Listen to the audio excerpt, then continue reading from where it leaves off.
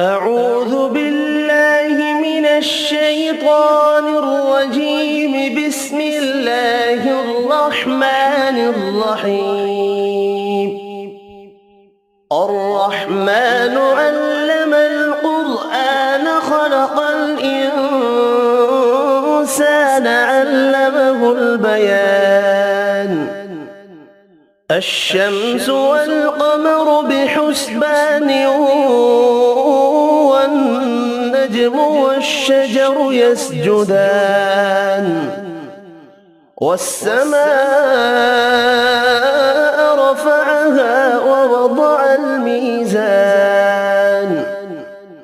ألا تطغوا في الميزان وأقيموا الوزن بالقسط ولا تخسروا الميزان والأرض وضعها للأنام فيها فاكهة والنخل ذات الأكمام والحب ذو العصف والريحان. فبأي آلاء ربكما تكذبان؟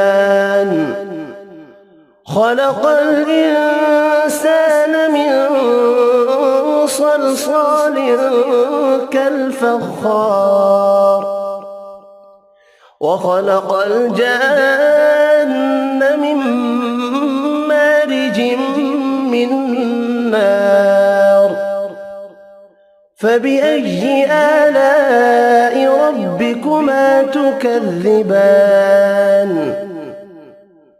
رب المشرقين ورب المغربين. فبأي آلاء ربكما تكذبان؟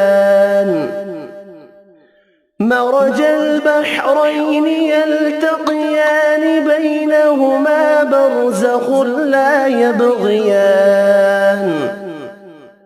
فبأي آلاء ربكما تكذبان؟ يخرج منهما اللؤلؤ والمرجان. فبأي آلاء ربكما تكذبان؟ وله الجوار المنشآت في البحر كالأعلام. فبأي آلاء ربكما تكذبان؟ كل من عليها فان ويبقى وجه ربك ذو الجلال والإكرام. فبأي آلاء ربكما تكذبان؟ يسأله من في السماوات والأرض كل يوم هو في شأن. فبأي آلاء ربكما تكذبان؟ سنفرغ لكم أيها الثقلان. فبأي آلاء ربكما تكذبان؟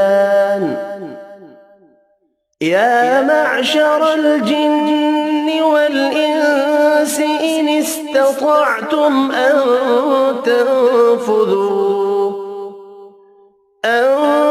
تنفذوا من أقطار السماوات والأرض فانفذوا لا تنفذون إلا بسلطان.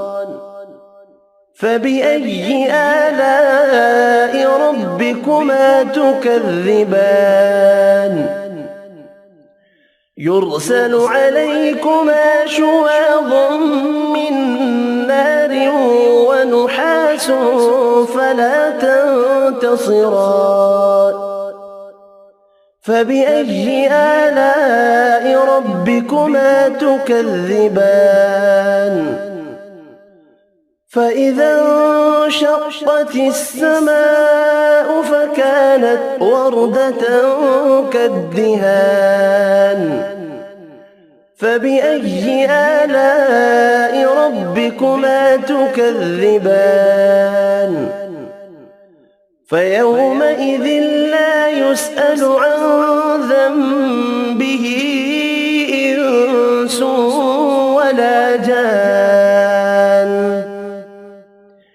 فبأي آلاء ربكما تكذبان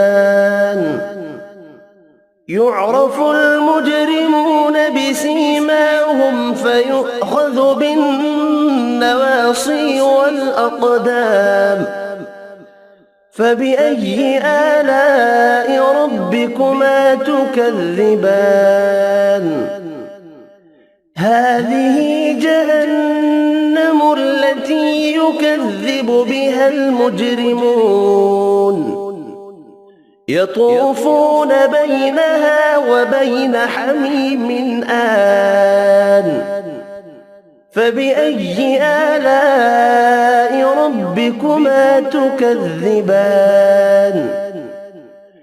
ولمن خاف مقام ربه جنتان فبأي آلاء ربكما تكذبان ذواتا أفنان فبأي آلاء ربكما تكذبان